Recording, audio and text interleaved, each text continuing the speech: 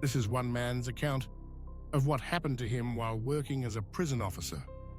Watch till the end and let us know in the comments if you could handle working in a job like this. For years I worked the night shift in one of the oldest prisons in the country, built in the late 1800s. From the outside, its formidable stone walls and towering watchtowers stood as stark reminders of its grim history.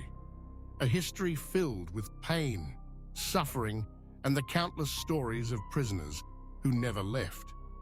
You'd think after spending so many nights patrolling its cold, lifeless corridors, the eerie silence and strange noises would stop bothering you. But believe me, they never did. The place had a reputation among officers. No one liked to talk openly about the paranormal, but we all had our own stories. Mine, however, were more intense, more frequent than most. 3 entities haunted those long hallways, and every officer secretly dreaded encountering them. The first we called the Key Man.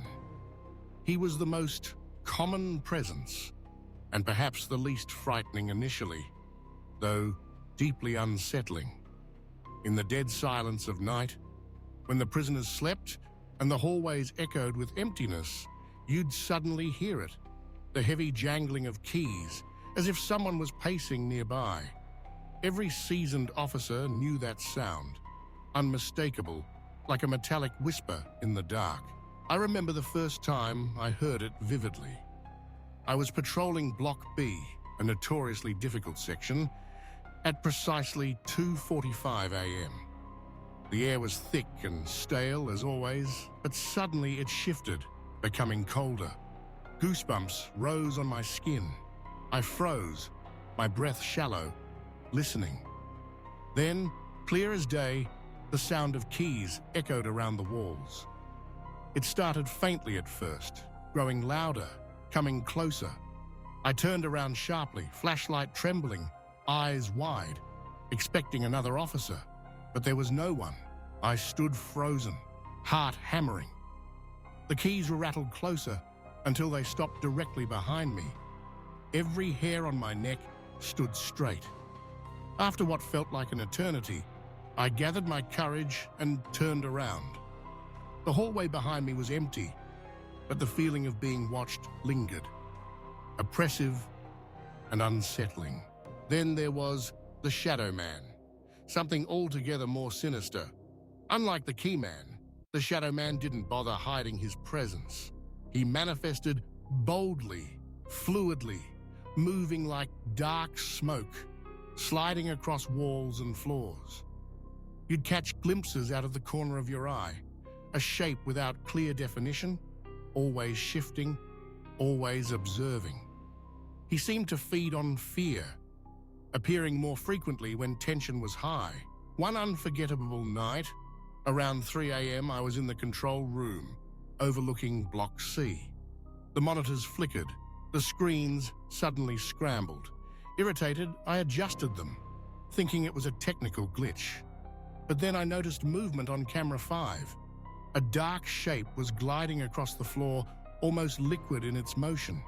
My pulse quickened. It paused briefly, as though aware of being watched, then abruptly moved towards the camera, growing larger, darker, until the screen went entirely black. Fear surged through me as the lights in the room flickered violently and then plunged me into complete darkness.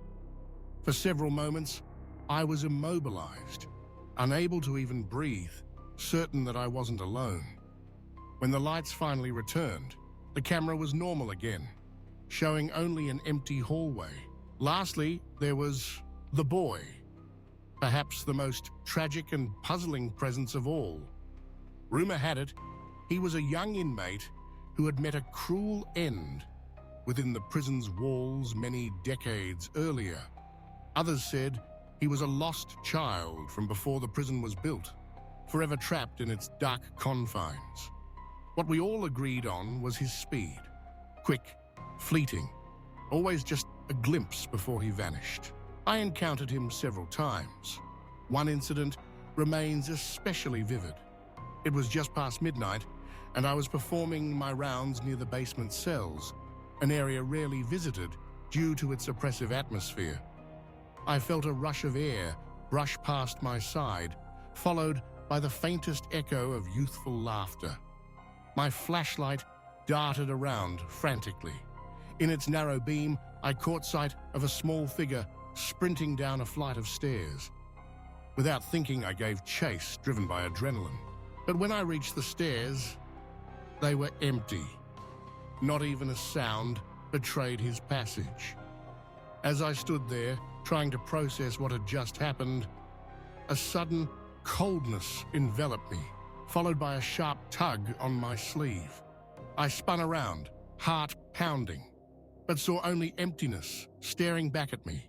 It was the boy, reminding me of his presence, playful yet tragic. My final encounter at the prison combined all three entities in one terrifying night that forced me to quit immediately afterward. I was patrolling Block D when the lights suddenly flickered and went out, plunging everything into a suffocating darkness. Panic surged through me as my flashlight struggled to pierce the gloom. Suddenly, an icy chill brushed past me, and my flashlight illuminated a shadow darting rapidly down the corridor. I chased after it, heart racing, shouting into the darkness. Abruptly, the unmistakable sound of jangling keys erupted from behind me, causing me to whirl around. A shadowy figure stood perfectly still, watching silently. Paralyzed by terror, I stood rooted to the spot. From somewhere above, a child's laughter echoed eerily, innocent, yet hauntingly misplaced. Looking upwards revealed only darkness. When my gaze returned, the Shadow Man had vanished, leaving only a profound sense of dread and sorrow behind. That night marked the end of my career in that haunted prison. I walked away, unable to endure another encounter, but the echoes of those nights, the jangling keys, the shifting shadow, the distant, playful laughter, have never left me. They still haunt my dreams, always lurking just beyond sight, waiting. If you enjoyed this story, please don't forget to like, share, and subscribe for more terrifying true stories. We asked the question at the start of the video, so please let us know in the comments below. Thank you for watching. Until next time, sleep well